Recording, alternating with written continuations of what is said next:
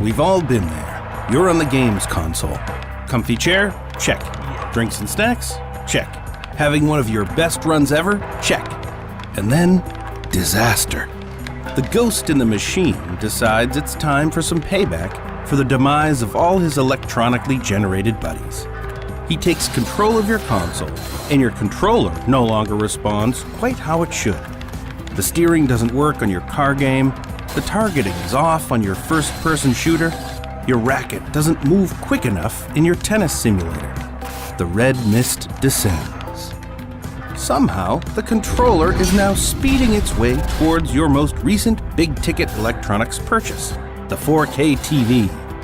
Time slows to a crawl as the controller gets ever closer, which gives our intrepid designer Johnny time to run a quick analysis to see what's about to happen to his TV screen. Johnny puts together a quick assembly with a TV and controller. Johnny is interested in what happens to the screen. It's the TV that's expensive, and not the controller. He simplifies his geometry by removing the casing of the TV and defining the TV screen as 3 thin layers defined as surface bodies. These layers are the glass screen, a layer for the polarization filters, and a layer for the electronics board. He also simplifies the controller as a disc the same size as the end of the controller, which is about to hit the screen. While Johnny can't show pieces of glass breaking off the screen, he can set the material stiffness to be very small when it reaches a critical stress. To do this, he chooses a non-linear analysis, and as he is working with a fast-moving object, he chooses the dynamic option.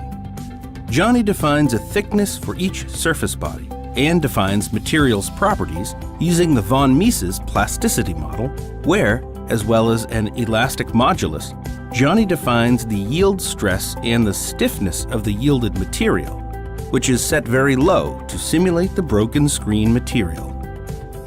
Johnny gives the disk representing the controller an initial velocity of 5 meters per second, and then meshes the study. He adds a small initial time step, and because he needs to consider that some material in his model will have a very low stiffness, makes sure the large displacement and large strain options are turned on, as well as increasing the maximum strain increment to 25%.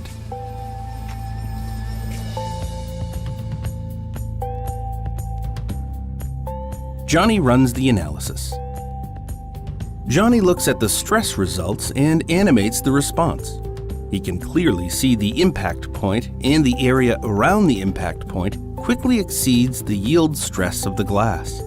He can also see the shock wave passing through the screen and the interference patterns caused by the reflection of the shock wave off the edges of the screen. Johnny looks at the stress results and finds the point in time that the glass reaches its yield stress of 31 megapascals, about 0.0085 seconds.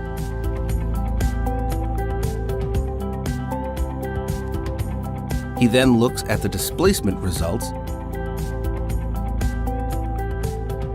and, using the time value, looks at the displacement value at this point in time, about 2.25 millimeters.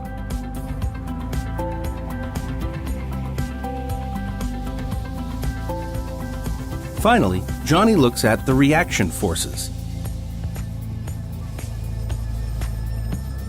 At the point in time where the screen breaks, the reaction force at the edge of the screen is relatively small.